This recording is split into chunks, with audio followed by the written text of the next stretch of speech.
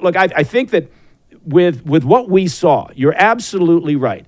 Those agents that rushed to the stage, that's what we all expect, right? And that's what they did, and it's so impressive.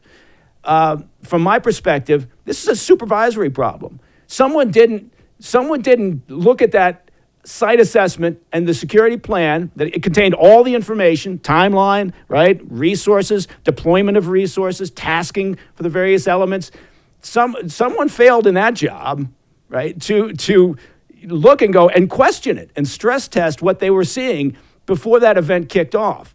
And say, we have a problem here. You're telling me that you're covering this building from inside the building, all right? Give me a state trooper. Give me somebody, right?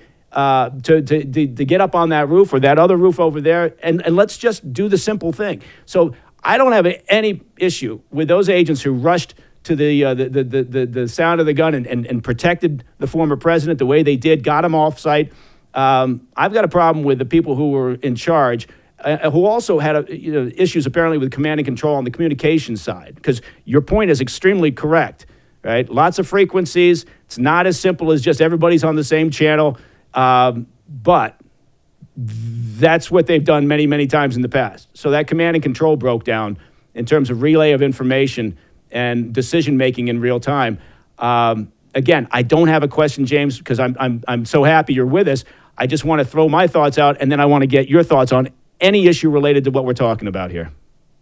No, I think you make some good points, and if we pivot back to the tactical X's and O's, having done more than just a couple of site advances during my career, and reviewing them and evaluating them and signing off of them as I moved up the ranks. I will be interested to see what the site survey, the advanced team must have put that together, and something like that. Where you're talking about a fixed location, you know where the stage is going to be, and your game planning. You're always thinking about the worst possible thing that could happen and working yourself backwards from that. You would have had to walk the area, and you would have had to done it with locals. You would have done it with, a liaison from the state police and a liaison from the local police department and the property owner. And you would have walked around and you would have looked at every single contingency. And that's what you have to do in the business. The crisis management business is about thinking about the worst possible outcomes and then working backwards from that. And I'm not here to tell the Secret Service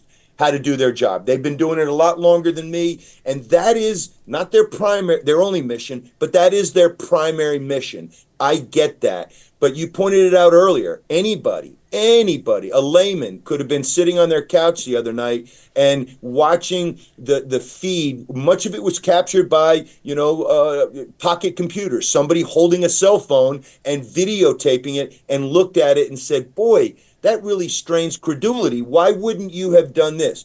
And Mike, maybe there's a plausible explanation for that. I haven't heard it.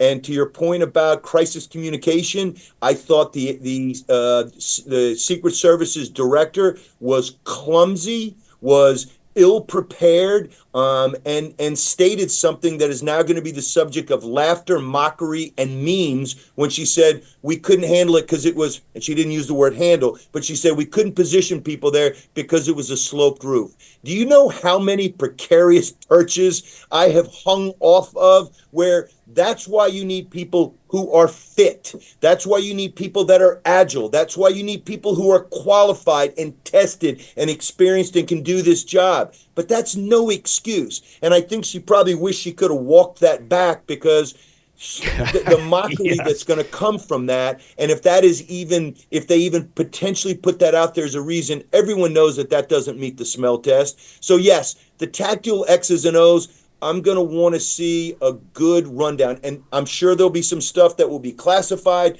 that you and I may no longer have access to. And I don't need to know that. But I can read between the lines, and whatever is publicly available or disseminated to the public, which it should, and in short order. This is not something that's involving international events or foreign nations or travel to Arizona. You can do this right there at the site location and interviewing the agents and the officers involved, and the bosses to your point, who must have signed off on this and said, yep, you've got enough resources, you're good to go. I will be sitting back with bated breath waiting on that one, Mike.